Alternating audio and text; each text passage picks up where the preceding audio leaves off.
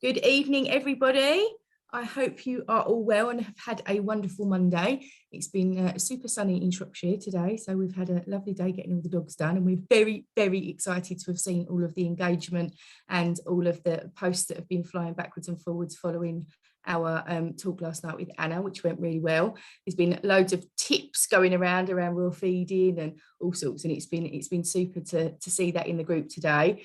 Some fantastic breeder mission statements that people have been posting, following on from the post this morning. It's something that is quite important to me, making sure that you're all thinking about why you're breeding and what you're breeding, and a breeder mission statement is a really, really important place to start with that. So well done for those of you who took part in that earlier on today. And then of course at lunchtime we've had Dawn Hinton's podcast about matching people with puppies, and that's been listened to. I was checking the stats before I came on. That's been listened to about, I don't know, 47 times I think it was today, so that's absolutely fantastic. I hope those of you who listened enjoyed what Dawn and I were chatting about in that podcast. And if you haven't seen it, then the link for that and the previous post is all in the group, so you just need to scroll down. But this evening, drum roll, we have Rebecca with us, who is here to talk to us this evening about cytology, which is something that some of you probably haven't heard of. Some of you might know a little bit about, but it's one of those subjects that's quite fascinating, quite sciencey.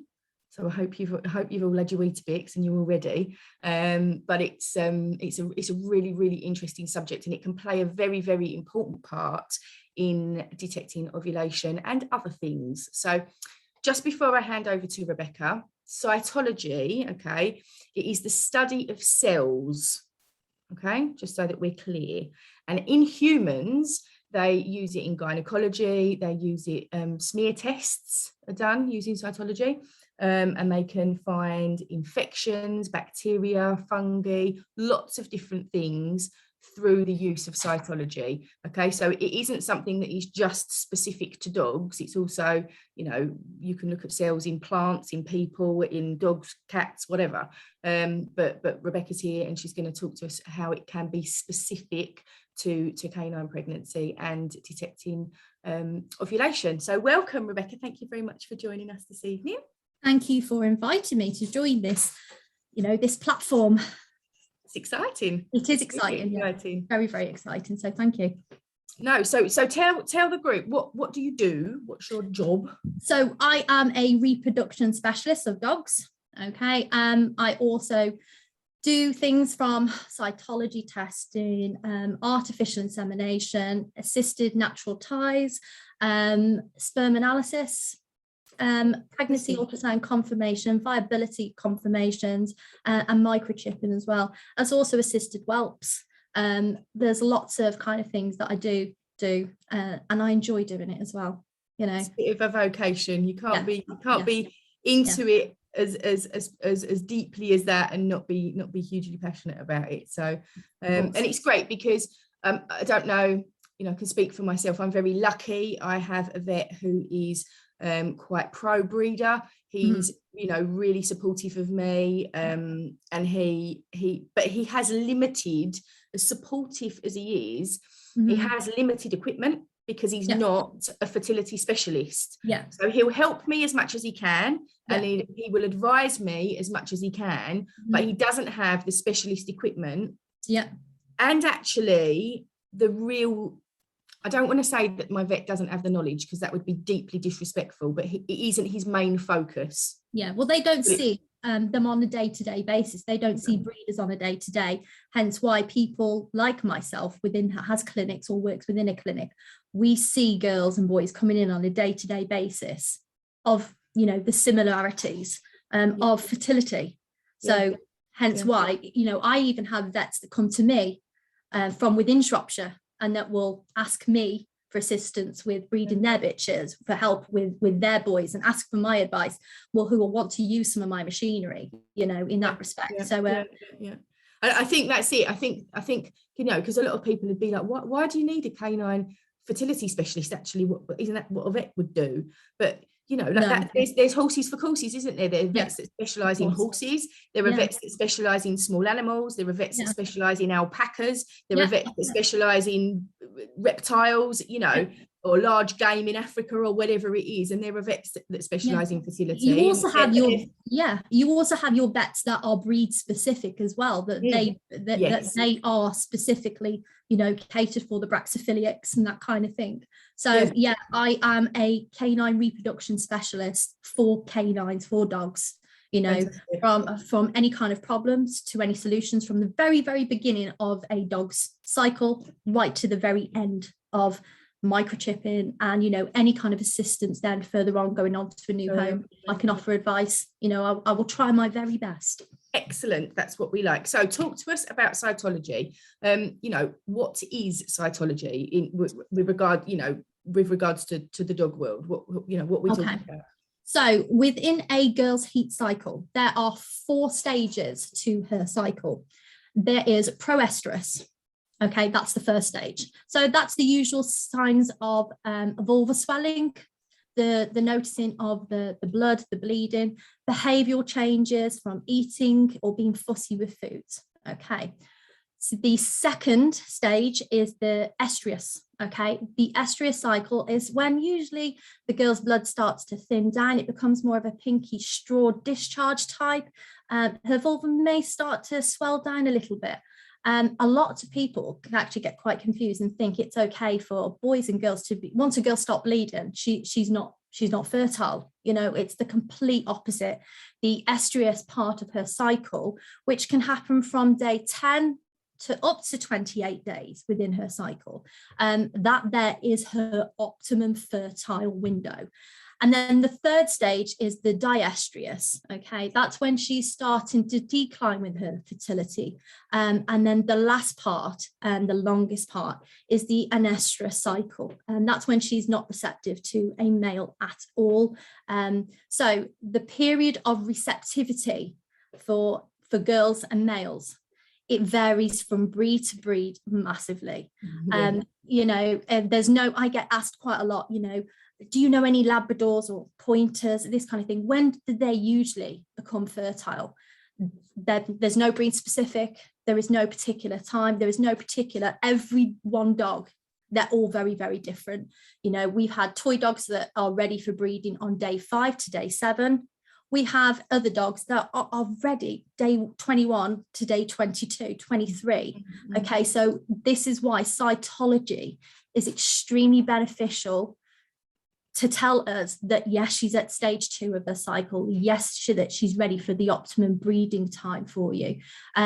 Because otherwise, with adolescent dogs, I do find that male dogs, they will come and they'll sniff around a girl that's in her heat cycle, even on stage 1 or stage 3. They will still try to mount a girl. They will still pay attention to her pheromones, and the girl will stand there sometimes for them. You know, yeah, I'll stand here. And it's not that she is at the optimum estrus cycle. It just means that she's given them a false sense of security, really, which then echoes onto breeders. I see it quite often that people don't want to have any testing done. They would just prefer to go down a natural mating or an artificial insemination. And they've got, you know, the girl standing. A girl will stand sometimes, but she may not be, you know, at that optimum time. So if you want to put up, Rebecca, the presentation that we put together, and what I'm going to talk through to everyone is at each stage of the cycle, I'm going to show you the stages and explain about the cells. Are you able to see that, guys? Yeah, okay, we're good. We can see. Okay, so within these cycle stages, what we're looking for. So with a cotton swab, I collect a cell collection, okay, place it inside her vulva, rotate the swab around, and I collect the cells and then place it under a microscope. There are 4 cells that can be present. It's the parabasal, intermediate, superficial, or anuclear cells. So on the first stage of proestrus, we can be seeing on this first slide, if you just scroll up a little bit, Rebecca, onto the slide. Yeah. Just trying to scroll down now and keep Yeah. it inside. That one, that's the one you're looking Yeah. for? Yeah, this here are all the different kind of cells that will be within your girl's whole 4 stages. So each cells will be at different stages. Okay. The intermediate, if you scroll down to the next slide, Rebecca, and what we'll have is these are examples from my customers that I see on a daily basis. As you can see on the microscope, these here are intermediate and superficial cells. So if you think of a fried egg, we're looking for a fried egg with a yolk in the middle. That black dot in the middle of that cell is called a nucleus. They all group together, they're irregular in shapes and sizes. They're sitting side by side, border to border. And this here is showing us that the girl is at her first stage of proestrus. This here was a slide that I was taken from a first testing, say about day 7, day 6, day 7 of a girl's cycle. And I've advised at this stage to come back to me in say 2 or 3 days time for another test. And what I like to do myself, this is just my own personal preference, is on the glass slides, I like to write down the name of the dog that's coming to me and what day of season that she's in. So then on the next visit, I'll have another little recap of that slide. And then I can compare it to obviously that next test that we do.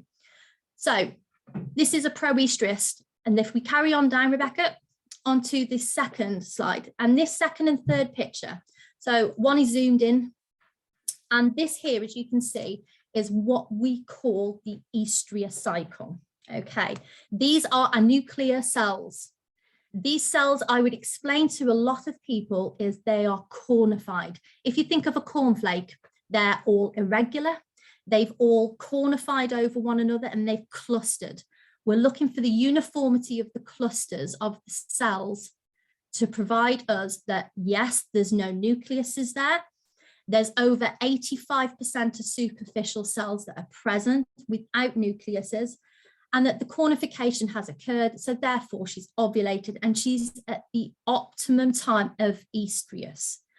Here I would be carrying a mating out either via naturally or through artificial insemination, and depending on how many breedings that they would like done. If it's through AI, I do 1 mating and then I'd wait for 48 hours and then do another mating at that next time. So if we scroll down again, now on this next slide, you will see the difference in cells. Now here is a paraborsal cell, and you can see how rounded in shape they are. And this is at the later part of the girl season. This is the anestrous cycle. So she is not going to be receptive to a male. She is not fertile anymore.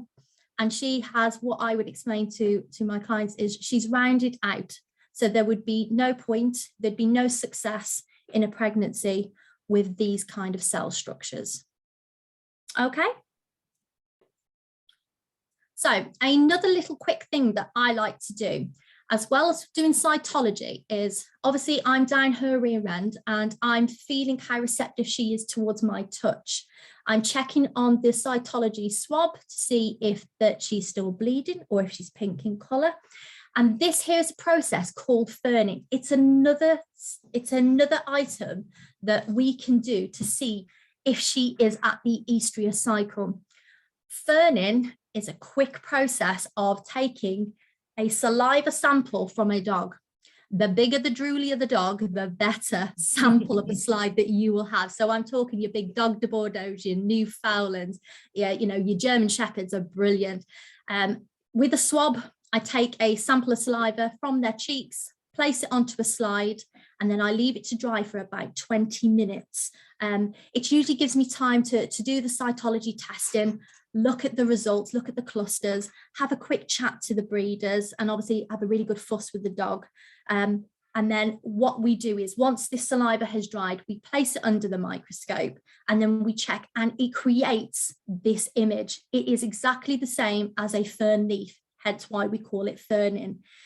The only thing with ferning, we have to ensure that the dog has not eaten 20 minutes before their appointment. It's due to the sodium chloride levels. Sometimes it can give a false read. And so we need to ensure that the dog hasn't eaten, before 20 minutes. And it creates this fernin. It's another process that adds to cytology. It's another thing that pinpoints, that she's right at that right time within the estrous cycle.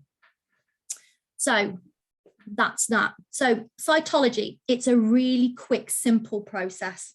We get to examine all these cells, and we get to determine at what point she is at within her cycle. It's really simple. It's a cotton swab, okay, that's placed within a girl's vulva, a collection of cells, like I said, that we place on a cell on a microscope.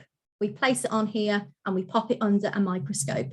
And then we just then need to ensure that we're educated enough to decipher the different cells. So I've seen people use different coloured dyes. What's that all about? So methylene blue, basically, it just helps us visually see nucleuses a little bit better. Some people use watered down food colouring as well for it. I use methylene blue, and it does help me just to show me kind of things on the screen, things like the nucleuses, how present they are. If they've disappeared, that they're not present. And also it helps to show things like bacteria as well. Okay. So what's the benefit of this over other ovulation detection? Why do cytology instead of progesterone testing, for example? I think the main thing for myself, it's a non-invasive procedure. So some dogs go to vets. They hate going to the vets. They hate going to the groomers. They hate being fussed around. It should not be an unpleasant experience. So when dogs come into me with breeders, I like to make sure we have a really good fuss of the dogs. I like to ask the breeders, is this your first time coming in? Do you understand what you're coming in for today? Do you understand what cytology and what's involved in it? The benefits, I think, it's also seeing how a girl reacts to me. Being down that rear end, it's quite an invasive thing. So I want to see how she reacts to me. If she reacts okay, then that's brilliant. But if she's a little bit uneasy, obviously I have to judge then how I approach the girl. And I'd also be talking to the owner about artificial or going down the natural insemination line of things. Sure. So it's less invasive than taking blood, basically, for progesterone testing. 100%, yes, definitely. So also, I think the biggest thing about cytology, the benefit for it, is that we can pinpoint the exact time of ovulation. Yeah, okay. Rather than the levels being about right. Yeah, exactly. Okay. We get to determine as well if a girl is having a split season. Split seasons are a breeder's worst nightmare, split seasons, and then any infections we can see with the cells and bacteria that's on a slide if your girl has got a bacterial infection. If we're seeing any kind of infection, we'd be advising, I don't think it's right for us to carry on doing this artificial insemination. I think you need to obviously go to the vet and have a look for some antibiotics or something like that there. Obviously, all girls progress very differently, but with some girls they progress a lot slower than others. I know that for myself with one of our girls, she progresses so slowly. It's, I'm looking day 24, day 27, and I'm constantly doing swabs on her. And when she is at estrus, you kind of do a little dance to think, oh yes, she's conformed to the perfect slide and that kind of thing. So with cytology, on average, it's usually about £15 to £20 cheaper than progesterone testing. So if you have got a girl that is progressing slowly, that there, is a huge thing. It's a really quick process. Okay, I was going to say, how long does it take for the slides to be prepared? Do you have to wait for ages? No, it's over and done within 5-10 minutes. Okay, so it's quick for the dog as well then. Extremely quick. I think I spend longer talking to the owners and making a fuss of the dogs than actually doing the examination. We get to have a really good chat. It's a well-trusted technique. It's been around for years. Why try and fix something that's not broken? No, I say that all the time. But what about the accuracy? Are there statistics around the accuracy of it? So with accuracy, with cytology, it's like everything these days. Something is only ever as good as the person that understands it. Okay. You know, we could be saying, oh, I'm an expert on cytology, and then we can be saying, well, what does this cell mean, and that kind of thing. It's about educating. It's not just about finding the breeding window, the ovulation window. It's about the knowledge of other benefits included within cytology, like your infections, like your split seasons and things like that there, and what we can do to help them kind of situations. So really then on that point, it's giving you, okay, we're talking about ovulation, but also it's giving you a real sort of screening of vaginal health. Oh, So in that instance then, can cytology be used if somebody's worried if their dog's potentially got an infection or there's something? Can they bring a dog to somebody who's good at cytology to just screen for vaginal health? Yeah, and that's exactly like you said on the beginning. Cytology is used not just in canines; it's used for for alternative methods as well. It's 100%. I've had clients that have come into myself that have asked me, I think my boy dog has got to her with an unplanned playtime. Is there any way that we can identify if that happened? If that's happened within the last 48 hours, sperm lasts within a girl within 4 to 5 days. Yeah. So we've taken a cytology swab, we're able to identify dead sperm that's still sat within her. Fantastic. So we're able to see if there has been a confirmed an accident or no. Okay. So with things like that there. So it's all about education with cytology, and it's about educating. And I would imagine experience as well, because it would take a while. It's not something you can just train in, like you can train to microchip, you can train to scan. I would imagine that learning to read a slide takes experience and skill and time, and not something that you could. So how do you find, I mean, obviously you're in Shropshire, you're not far from me, but you can't deal with the whole of the UK. How do people find trustworthy people who can read a slide? Is there like an organization, or is there a list of reputed cytologists, or is there anything like that? Or so it's with search engine these days, you can type in canine fertility clinics and loads will pop up, loads of vets will pop up. But it's again doing homework, and before you've got to this stage of breeding, all this homework should have been done previously, okay, before we've got to the bit where she's in season and we start panicking. We should be doing all this first, so when your girl is within heat, then I've had people messaging me on day one to ensure that that the availability is there for them. So I would say it's doing your homework, number one. Finding the right cytologist then is by giving them a call and asking them, do you perform cytology? What's involved in cytology? Even though you're aware of it, ask them, so they're almost convincing you that their understanding of cytology is just as good as what your understanding is.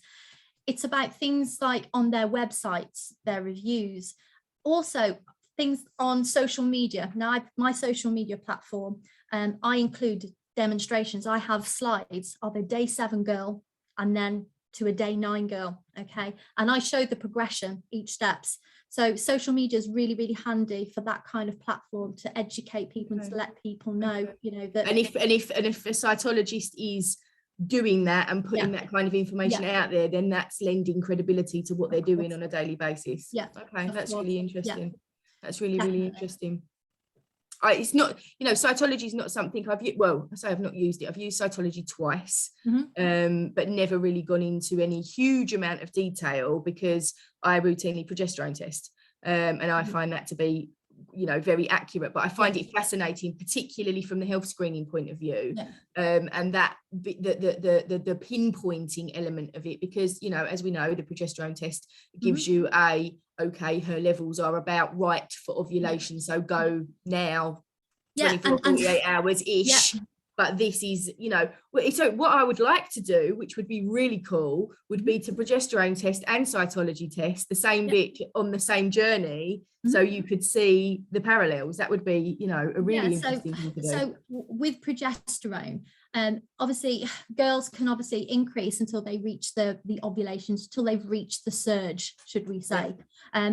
a lot of time nowadays that there are different forms of ovulation testing. Yes, there's cytology. Yes, there's progesterone. There's also things called the Draminsky or Batasug. It's a probe detection. And there's things like the canine ovulation test pads, the Novidog sticks, sticks. I think they're more from Denmark, things like that. You know, they may all be, you know, parallel for one another along the time. But these processes are only as good as the people that are educated to understand these results. You know, I get a lot of people coming into myself. For example, I've had a customer in recently that came in to do a stud mating, and she refused to use her stud to a girl, to a family that wanted to mate because she had not had her progesterone tested, because she only wanted to know the numbers. And my main thing with cytology is not just educating new breeders, but educating experienced breeders in an alternative method than progesterone, carrying both out side by side, just to show you that yes, progesterone machines are correct, that they are recalibrated to the right specification, but also that cytology is also just as accurate, if not better, if the cytologist knows the difference. Knows what they're doing. Yeah, between each stage. Right, I'm going to go over and have a look at some of these questions. You've got some compliments. You've got Pam Y saying it sounds like you're a doula for dogs. Lots of comments coming in. So guys, if you've got questions, now's the time. Start typing. I'm just scrolling through my phone, so just bear with me while I'm having a look. Okay, so Monica is asking, what is the best way to stain a slide? I've seen a few different ways. Some recommend dipping on red and blue dye, others only blue, and some even recommend just drops of dye on the slide, no dipping. What do you suggest? Okay, so my method that I've used for years is cotton swab inside to the vulva, and I rotate this swab around for a good 5 to 10 rotations. I then place it onto the slide. Now, a lot of people dab. I've always rolled, and I roll to make 2 to 3 lines of clear kind of gunky discharge on there. It gets a little bit sticky. I then air dry it, leave it on the side for a couple of minutes. I then get another cotton swab, place it into my methylene blue. Make sure I tend to give it a bit of a squeeze with your gloves, because it does stain your fingers. And then I also roll it onto the slide on the top. And then I leave it there to air dry for another couple of minutes and then place it under. I don't tend to spray. I don't tend to dip. I've always found the rolling method, dipping in and then rolling it, a lot better. You know, you haven't got as much excess liquid on that. Okay. Penny says she loves cytology. Definitely makes things easier on my studs rather than bringing girls that are not quite ready. Yeah. I've got a question here from Inez saying, what day is the best to do the first progesterone test? It depends on certain breeds. Toy breeds can catch you out. Okay. I tend to like doing testing on girls from day 6 to day 7. But then you do have incidences where you get someone ringing you up saying, I don't know how long she's been in season 4. We've got a busy lifestyle, which we all have. Can you advise me of what stage she should be, what she could be at? So then they'd bring the girl into me. We can do this cytology test, you know, progesterone tests on girls that, you know, they're under 20 nanomole. Obviously, they haven't hit that ovulation surge yet, have they? So this is when we would be looking for your intermediate, your superficial cells at that time to coincide with one another. Pam is asking, what is a split season? So split seasons are when girls don't quite reach that surge. The progesterone level, the hormone level doesn't quite reach the peak. It then drops down. Okay. So there is things that you can do to help assist a split season. There is a herbal remedy that I've used previously and advised customers called Sophia. And it's a herbal medication tablet, and you can purchase this, and it's a natural product. And what happens is that any girls that are having a split season, you give her 3 of these herbal remedy tablets. You can give her that there for 3 a day for a week. Giving that there for a week, we stop it a week. Then it helps their levels increase, and then it continues. Some girls continue to bleed, and then, you know, they then rise with progesterone. Excellent.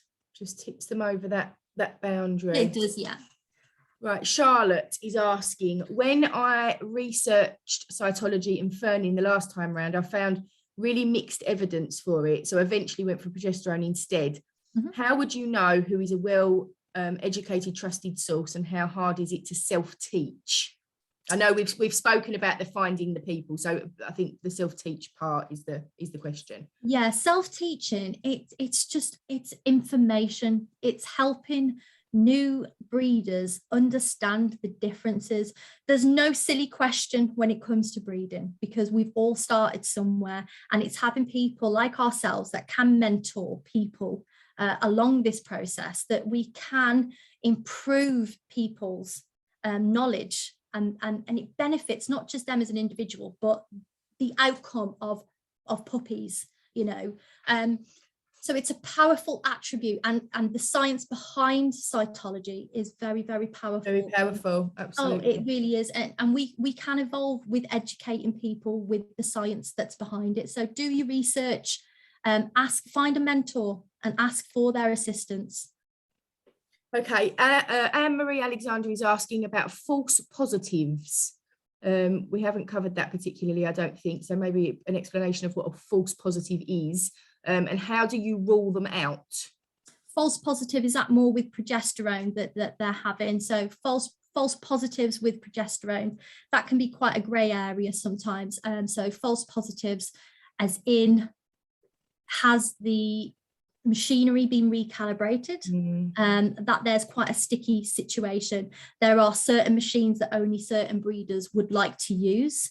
There are certain breeders that won't even entertain cytology, and they refuse girls. Like I said, I've had it recently myself. Also, with false positives with cytology, the false positives that we have then is what we call fake clusters. Fake clusters are apparent, you know, at the beginning of her proestrus cycle. And it's quite clear to see. It's, if you think of the cornification, the nuclear cells that are all cornified, okay, if you have a look at them, false clusters are a lot more visible. They're a lot more erratic and that kind of thing. And what you can use is iodized water, and you can drop, just with a pipette, a couple of drops onto it, and it will submerge and they will move off the slide. So that's how we find with cytology a fake cell. Fantastic. What day would you first test a bitch using cytology? And Lacey says, really informative listen, by the way, with a big thumbs up. But she's asking, what day would you first test a bitch using cytology? Day 6, day 7, I like to begin any kind of testings. And what should people expect to pay? What's, you know, what we're talking about? Yeah, so I charge £25 per slide. Okay. You know, I know that some people will charge a lot differently. I know that some places will charge £15, £20, 25. It's a really reasonable price, because what you're actually paying for, you're paying for our knowledge and our experience. Yeah, definitely. You know, that's not expensive. It's really, really reasonable. The guys are asking for the name of the herbal remedy. Yep. Yeah, the correct spelling. If afterwards you can drop it into the link on the live, that would be really cool. And lots of thank yous. That's it for the questions. Lots of thank yous. Lots of that's really cool. I'm definitely using it next time. Thank you very much. Any final questions, guys, before we wrap up this evening? Is there anything else anybody wants to know? While you guys are typing, if there is anything, I just want to say a huge thank you to Rebecca. That was so interesting and really, really informative. Just the kind of information that all breeders need, because, you know, like I say, cytology is one of those things you can be breeding dogs forever and never come across anybody that deals with cytology, and you wouldn't know anything about it. So a really, really interesting and informative live this evening. Thank you so much for being with us. Janet, sorry, what got a question? Janet's asking, what machine do you use to do your progesterone testing? You don't do progesterone testing, do you? I only do progesterone testing. So there's 2 machines that I use. It's either the AIA 360 or the OneFo. Equally are on par with one another. I personally find that there. Obviously they're regularly recalibrated. and it's a piece of machinery that you use well. It's just like having a car on your drive. It's a BMW. It's got the highest spec of everything, but you only know how to drive. You've got to learn to be able to use that. So yeah, I've used both of them there, but I have to be honest, I'm a bit of a science buff when it comes to cytology, and I feel that that's my preferred method of ovulation. Definitely my favorite. Excellent. Well, plenty of food for thought there, guys, and you're getting, you know, lots and lots of thumbs up and thumbs up and thumbs up from everybody on here. You can't see them, but there's lots of love going on here, honey. Lots of love. So that's absolutely fantastic. Right, guys, we're going to sign off. Don't forget, tomorrow there's lots going on in the group. We've got posts that I need you to get busy on, because it's only as much fun if you get involved.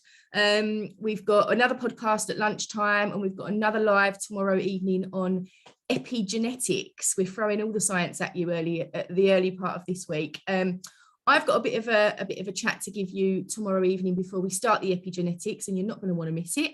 Just saying, just going to drop that one in there.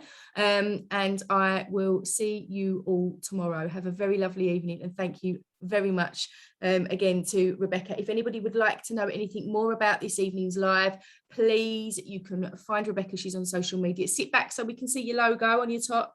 Let's have a look. Shropshire Canine. Okay, so you'll be able to find her if you go Google her.